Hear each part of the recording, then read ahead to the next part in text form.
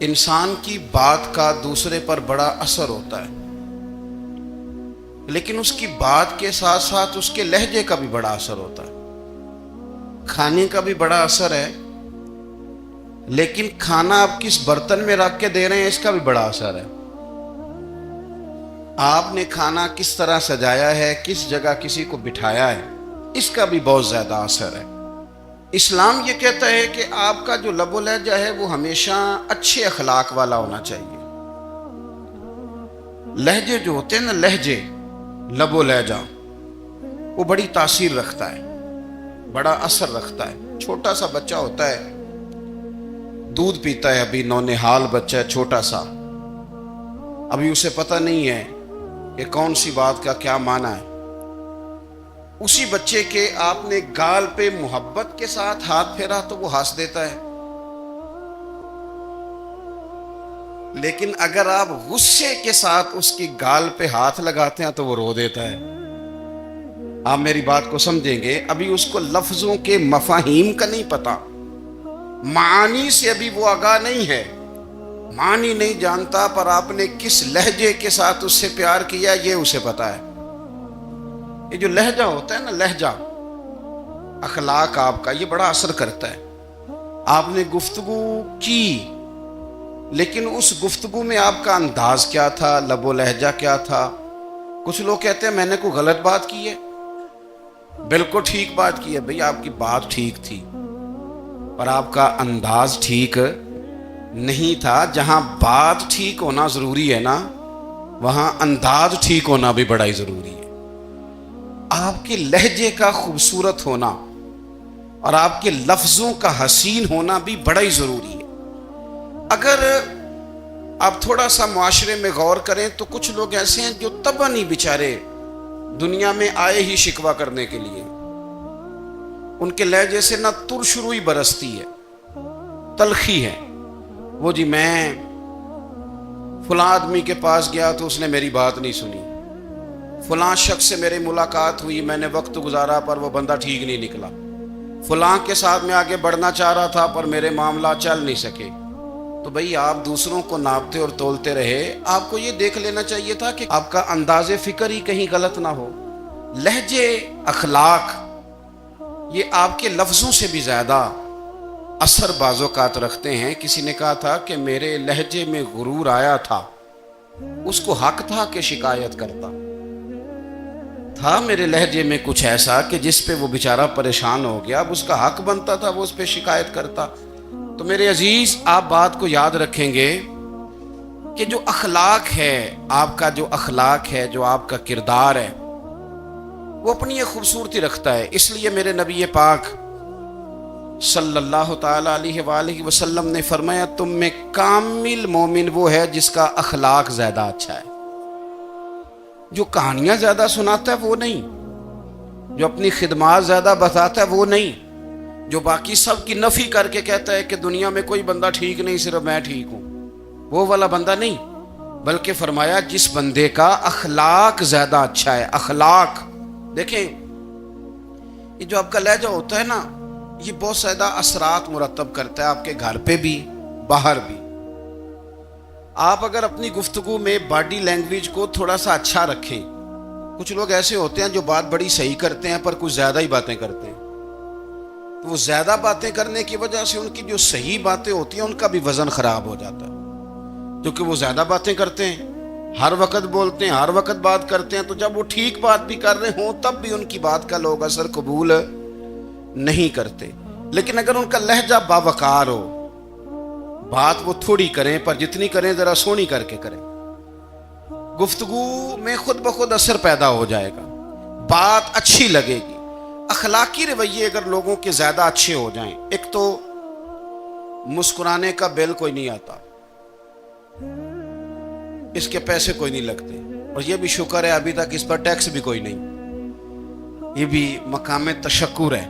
تو اگر آپ بات کریں اور اس میں تھوڑی سی مٹھاس پیدا کر لیں، آپ تھوڑی سی بات میں نا مٹھاس، میرے ایک کلاس فیلو ہیں، تو وہ تقریر کر رہے تھے اور میں سن رہا تھا، تو مجھے بعد میں کہنے لگے آپ تبصرہ کریں میں نے کیسی تقریر کی ہے۔ یہ ہوتا ہے نا جی، بعض اوقات دوست بیٹھتے ہیں بے تکلف تو کئی دفعہ کچھ باتیں ایسی ایک دوسرے کے ساتھ کرتے ہیں. تو مجھے کہنے لگی آپ بتائیں کہ میں بات کر رہا تھا تو کیسی تھی. تو میں نے کہا جب آپ بات کر رہے تھے تو میں ڈر رہا تھا, مجھے لگ رہا تھا کہیں آپ لڑ نہ پڑیں. بھئی آپ اطمینان سے بات کریں, آپ تسلی سے بات کریں, آپ خندہ پیشانی کے ساتھ بات کریں. میرے نبی پاک صلی اللہ تعالی علیہ وسلم نے فرمایا, مسلم شریف کی حدیث ہے, حضور فرماتے ہیں نیکی کو کبھی چھوٹا نہیں سمجھنا, نیکی کو حقیر نہیں سمجھنا. کچھ نہ ہو سکے تو اپنے بھائی سے مسکرا کے بات ہی کر لیا کرو. بات کرو تو تمہارے لہجے میں ترش روئی نہ ہو. بعض اوقات آپ تلخ بات کرتے ہیں, آپ کا لہجہ تلخ ہوتا ہے تو آپ کی صحیح بات بھی قبول نہیں کی جاتی. لیکن اگر آپ کے لہجے میں مسکراہٹ ہو, آپ کے لہجے کے اندر خوبصورتی ہو, تو آپ کے اپنے بھی آپ کے بیگانے بھی سب کے سب آپ کی بات کو تسلی کے ساتھ سمجھنا وہ گوارا کریں گے. اسی طریقے سے ہمارا دل کرتا ہے کہ لوگ ہماری بات سنیں, ہمارے گرویدہ ہوں, ہم جو پیغام دینا چاہتے ہیں وہ پیغام لوگ اچھے طریقے سے قبول کریں, اس پر لوگوں کی توجہ زیادہ ہو, یہ ہمارا شوق ہوتا ہے. اور دنیا میں اب تو فیمس ہونے کا شوق بڑا بڑھ گیا ہے, اب بڑا بڑھ گیا ہے. اب تو لوگوں کو نا شاید لوگ مقبولیت اسی کا نام لیتے ہیں کہ میرے اتنے لائکس ہیں, اتنے فالور ہیں, اتنے سارے لوگ ہیں تو شاید میں بڑا مقبول ہوں. یاد رکھنا, قابلیت سے زیادہ قبولیت ضروری ہوتی ہے. فالور کیا کریں گے اگر رب بھی راضی نہ ہوا تو؟ لائکس کیا کریں گے؟ اگر تو قبول ہو جائے تو پھر چلو کسی لائکس کا بھی فائدہ ہے, کسی فالور کا بھی. اور اگر قبول نہ ہو تو پھر کوئی فائدہ. جنوں پریتم اپنا آنکھ ہی نہ, وہ اجے سہاگن ہو ہی نہیں. تو جب وہ قبول کر لے پھر تو بڑی بات ہے, اور اگر قبولیت نہ ہو تو پھر بڑے بڑے مجمع بھی کوئی فائدہ نہیں دیتے. ہماری خواہش ہوتی ہے کہ لوگ ہمیں جانیں, لوگ ہمیں پہچانیں, ہمارا بڑا نام ہو, ہمارا بڑا ذکر ہو, ہمارے بڑے تذکرے ہوں. تو میرے نبی پاک صلی اللہ تعالی علیہ وسلم نے ارشاد فرمایا, حضرت ابو ہریرہ رضی اللہ تعالیٰ عنہ روایت کرتے ہیں, حضور فرمانے لگے, تم مال کے ذریعے لوگوں کو اپنا گرویدہ نہیں بنا سکتے, پیسے دے کے لوگوں کو پیچھے نہیں لگا سکتے. کتنے کو دو گے؟ دیکھیں نا, پیسوں سے تو بندے کا لالچ شروع ہو جاتا ہے. ایک دفعہ دیں, پھر دوسری دفعہ دیں, پھر تیسری دفعہ دیں. روز دیں گے تو بندہ راضی ہوگا, اور اگر آپ نے 99 دفعہ دیا, ایک دفعہ نہیں دیا تو وہ ناراض ہو جاتا ہے. تو کتنا کو لالچ پورا کریں گے؟ تو حبیب پاک علیہ الصلوۃ والسلام فرمانے لگے, تم پیسے دے کے لوگوں کو اپنا گرویدہ نہیں کر سکتے. ہاں, خندہ پیشانی سے, حسن اخلاق سے ملو گے تو لوگ تمہارے گرویدہ ہو جائیں گے. تمہارا اخلاق, تمہاری خندہ پیشانی, تمہارا اچھا کردار, یہ لوگوں کو گرویدہ کر سکتا ہے. مال و دولت سے لوگ گرویدہ نہیں ہوتے. تو ہمارا وہ جو روزمرہ کا لوگوں کے ساتھ تعلق ہے, لب و لہجہ ہے, میں نے دیکھا ہے بہت سارے لوگ ایسے ہیں جن کے ساتھ لوگ آنا جانا, ملنا بیٹھنا آہستہ آہستہ چھوڑ دیتے ہیں. اور وہ کس لیے چھوڑ دیتے ہیں؟ وہ ان کے رویے کی وجہ سے چھوڑ دیتے ہیں, ان کے انداز فکر کی وجہ سے چھوڑ دیتے ہیں, ان کے شکووں کی وجہ سے چھوڑ دیتے ہیں. مزاج ہوتا ہے نا ہمارا کہ ہمیں شوق ہوتا ہے تعلق زیادہ لوگوں کے ساتھ ہو, اور پھر یہ بھی شرط ہوتی ہے کہ میں جس کے پاس جاؤں وہ مجھے یہی کہے کہ تو میرے ساتھ ہی پیار کر. ایک صاحب مجھ سے کہنے لگے کہ یہ میں محفل کراتا ہوں, آپ بھی تشریف لائیں, اور میں 20 علماء کو بلا چکا ہوں, اور بڑے بڑے نامور نام انہوں نے میرے سامنے لیے.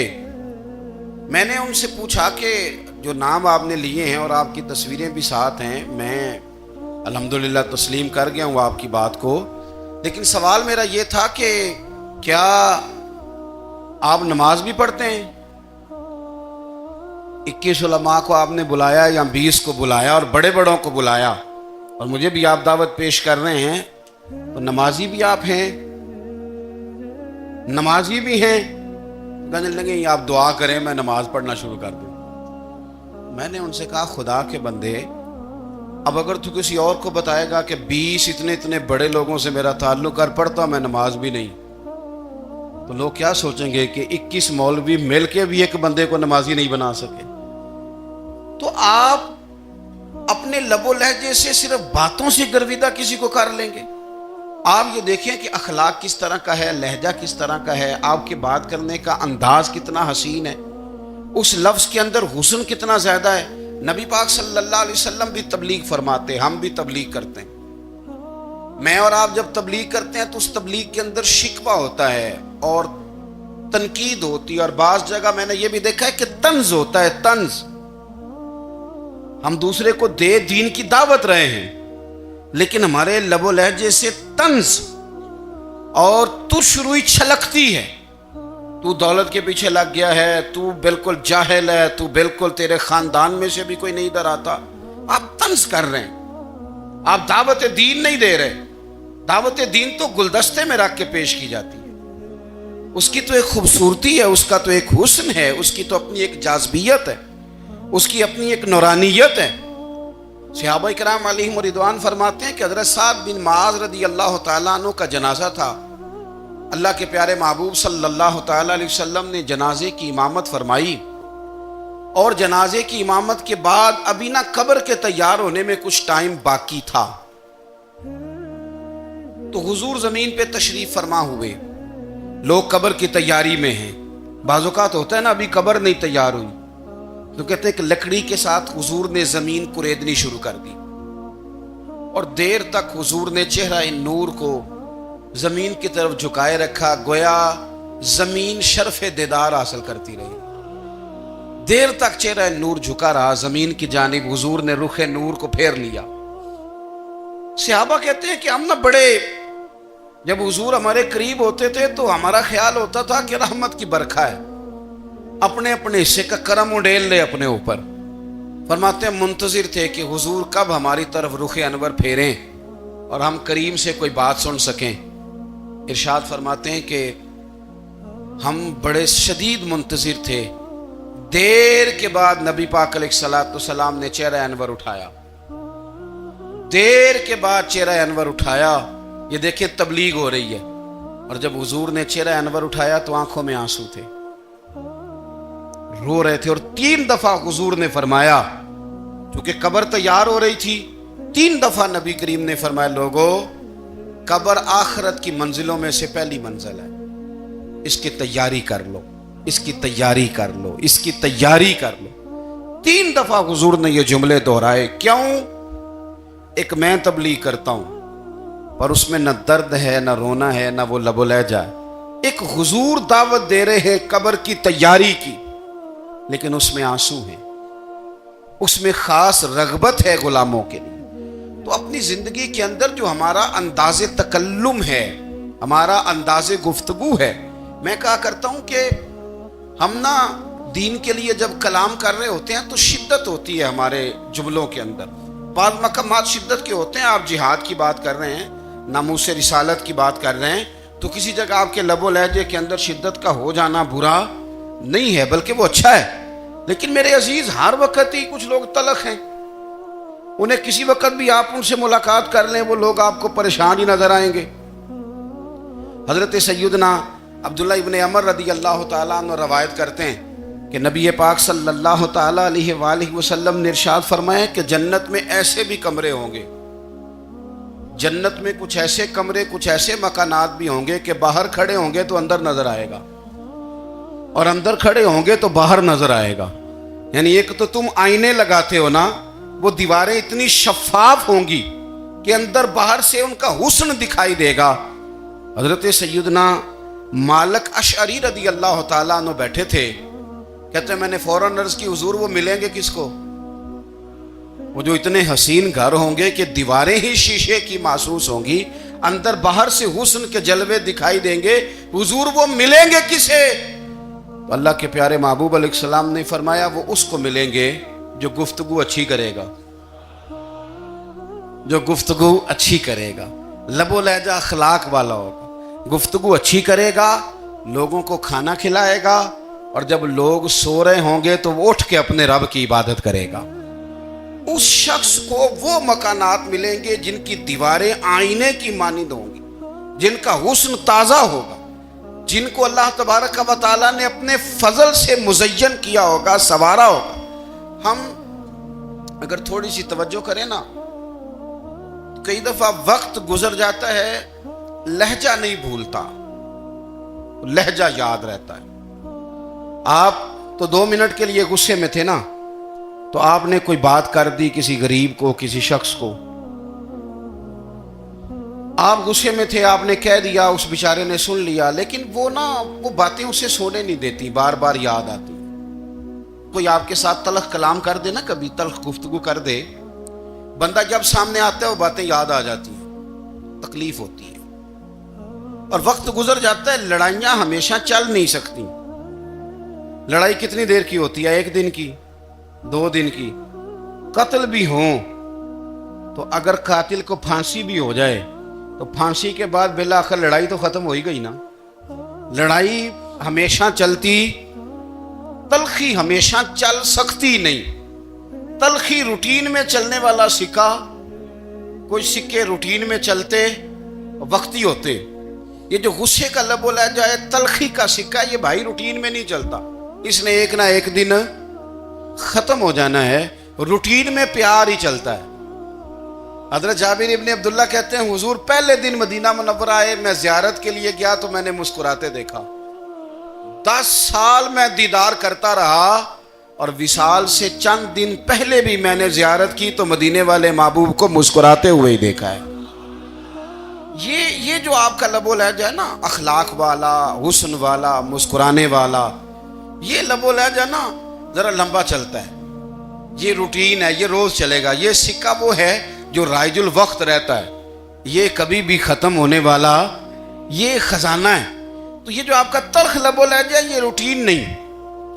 عارف رومی رحمۃ اللہ علیہ فرماتے ہیں کہ وہ مثال دینے کے لیے بات سمجھاتے ہیں، فرماتے ہیں ایک شخص جنگل میں لکڑیاں کاٹنے جایا کرتا تھا تو شیر سے دوستی ہو گئی، یعنی ڈائریکٹ بادشاہ سے دوستی ہو گئی، اور بادشاہ بھی وہ جو جنگل کا بادشاہ ہے، جنگل کے بادشاہ سے دوستی ہو گئی۔ اب وہ لکڑہارا غریب آدمی تھا، لکڑیاں تو کاٹنی ہوتی تھی، تو وہ جنگل کا بادشاہ اعلان کر دیتا جانوروں کو کہ میرا دوست آیا، ایک تو کوئی تنگ نہ کرے، اور دوسرا یہ کہ سب لوگ مل کے اس کے ساتھ تعاون کریں۔ کبھی کوئی جانور لکڑیاں اکٹھی کراتا، کبھی کوئی اپنی پشت پہ گدھا، بیل، گھوڑا، خچر رکھ کے وہ لکڑیاں باہر چھوڑنے آتا۔ اب اس کی بڑی دھوم مچ گئی جنگل کے اندر، لکڑہارا مزدور تھا، وہ بادشاہ سے دوستی کر کے بادشاہ ہی بن گیا۔ وہ گھر آ کے نا بیوی کو اکثر بتاتا کہ میرا ایک دوست ہے، میں جاتا ہوں تو ساری پہلے ہی مخلوق کھڑی ہوتی ہے میرے استقبال کے لیے۔ دوستی جو بڑے سے ہو گئی ہے۔ بنا ہے شاہ کا مصاحب تو پھرے ہے اتراتا، وگرنہ شہر میں غالب کی آبرو کیا ہے۔ ہم نے تو پوچھتا ہی کوئی نہیں، یہ تو بنا ہے شاہ کا مصاحب تو پھرے ہے اتراتا، وگرنہ شہر میں غالب کی آبرو کیا ہے۔ تو وہ لوگوں کو بتاتا، بیوی کو بھی بتاتا دوست ہے، تو بیوی کہنے لگی اتنے تو تعریفیں کرتا، یہ نہیں بتایا کہ وہ جنگل کا شیر ہے، پر نیرا دوست بتا دیا۔ بیوی کہنے لگ گئی کہ تو اتنا جو اس کا ذکر کرتا ہے تو کسی دن بلا نا، بلا کسی دن تاکہ اس کی دعوت کریں۔ اب اس نے پھر نہ اس کو پردے میں رکھا، کیا کہتے ہیں آج کل، سرپرائز دینا ہے، مگر سرپرائز دینا ہے جی، پردے میں رکھا کہ وہ شیر ہے۔ تو وہ بلا لیا گھر۔ اب اس کے لیے کچا گوشت، ظاہر ہے شیر نے کچا گوشت دکھانا تھا۔ وہ کہنے لگی پکانا کس طرح کا ہے؟ وہ کہنے لگا جب وہ آئے گا پھر بتاؤں گا۔ اب وہ کچا گوشت 2-3 بکرے ذبح کر کے ڈال دیے، وہ آ گیا شیر۔ عارف رومی کہتے ہیں جب وہ آیا نا تو اس کی بیوی نے دیکھا، اس نے ایک سخت جملہ کہہ دیا، کہنے لگی اوہو میں سمجھی تھی پتہ نہیں کون ہے، اس طرح کے درندے تیرے یار ہیں، کتے بلے دوست بنائے ہوئے، یہ کیا بات ہوئی؟ خیر وہ شیر نے سن لیا، گوشت کھایا، وہ چلا گیا۔ اگلے دن لکڑہارا لکڑیاں کاٹنے گیا تو شیر نے ملاقات کرتے ہی لکڑہارے سے کہا کہ یہ نا کلہاڑی اٹھا اور میری پشت پہ نا ایک زخم کر دے۔ اس نے کہا نہیں میں یہ کام نہیں کرتا، تو میرا دوست ہے۔ اس نے کہا سن بھائی، میں نے پیار سے کہا ہے تو مان جا، ورنہ میں ہوں شیر، میں نے تجھ سے منوا ہی لینا ہے، میں کوئی تکلیف دوں گا مناسب نہیں، تو کر۔ اس نے کلاڑی اٹھائی اور اس کی پشت پہ ایک زور سے زخم لگا دیا، خون بہنے لگا۔ اس نے کہا تو نے آج کے بعد آنا ہے، لکڑیاں کاٹنی ہے، تجھے کوئی کچھ نہیں کہے گا، بس یہ ایک حکمت تھی جو میں نے کیا ہے۔ قصہ مختصر، وہ آتا رہا، لکڑیاں ملتی رہیں، خدمت بھی ہوتی رہی، 6-8 ماہ گزر گئے۔ ایک دن شیر اس سے کہنے لگا یہ میرے ذرا بال اٹھا کے دیکھ، وہ جو تو نے زخم لگایا تھا وہ کہاں پہ ہے؟ اس نے وہ بال اٹھا کے دیکھا تو زخم ملا ہی نہیں، کئی جگہ پہ ٹٹولا کا، یار یہاں تھا یہاں تھا یہاں تھا۔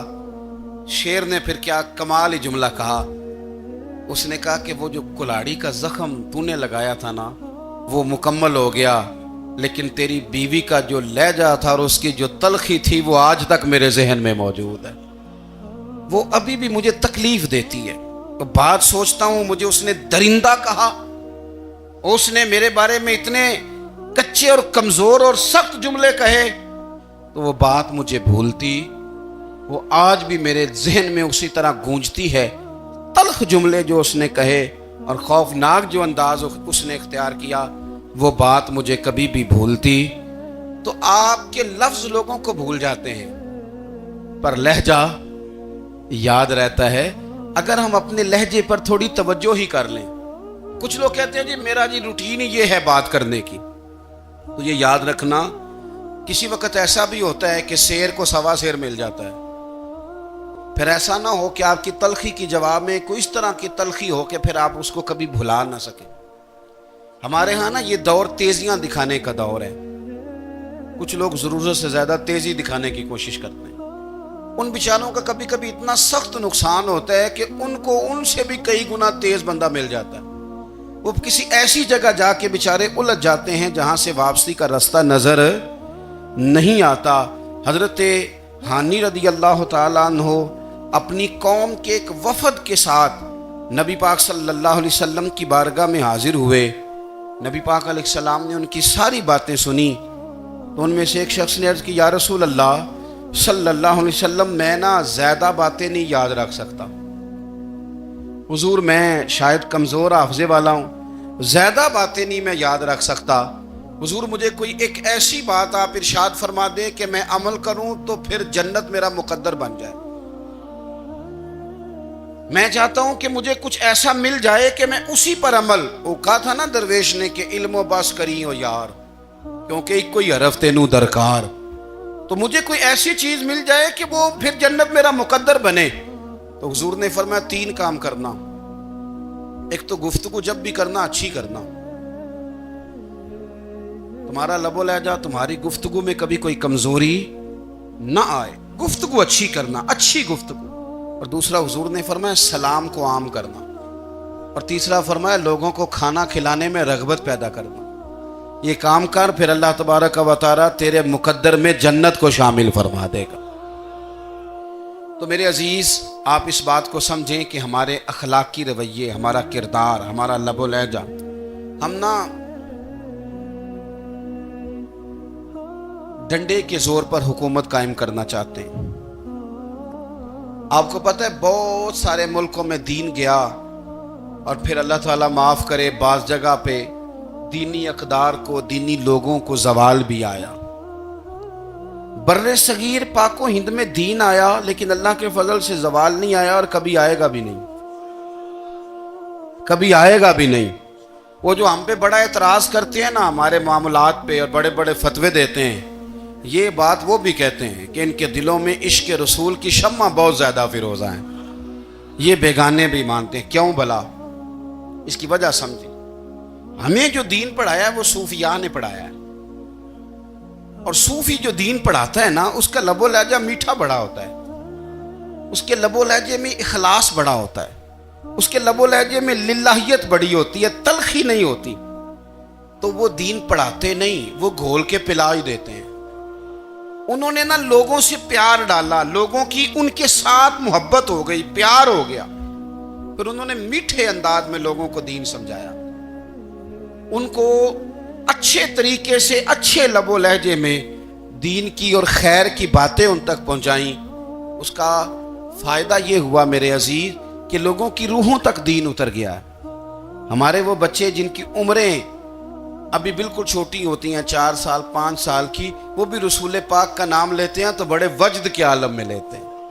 کیوں؟ اس لیے کہ ہمارے بزرگوں نے ہمیں اچھے طریقے سے، اس لیے نبی پاک صلی اللہ تعالی علیہ وسلم نے فرمایا کہ حسن اخلاق والا آدمی اپنے اخلاق کی بنیاد پر نفلی روزہ رکھنے والوں اور رات کو قیام کرنے والوں سے زیادہ فضیلت حاصل کر لیتا ہے، اس لیے کہ اس کا اخلاق، اس کا لب و لہجہ، اس کا انداز، اس کی گفتگو، وہ جو گفتگو اس کی ہوتی ہے وہ اتنی میٹھی ہوتی ہے کہ لوگوں کے دل نہیں ٹوٹتے، بلکہ بعض اوقات اس کی گفتگو کی وجہ سے جو غم زدہ آدمی ہوتا ہے اسے سکون مل جاتا ہے۔